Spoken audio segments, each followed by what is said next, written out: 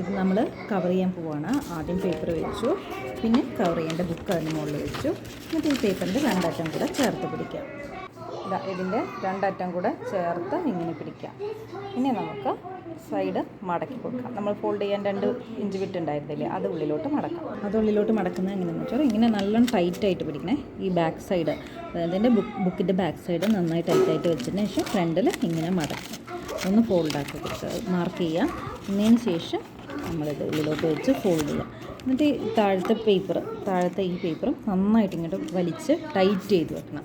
Tight ചെയ്ത് വെച്ചതിന് ശേഷം മുകളിൽ ഒന്നുകൂടെ പ്രസ് ചെയ്ത് അതിൻ്റെ വക്ക കറക്റ്റാക്കി വെക്കുക.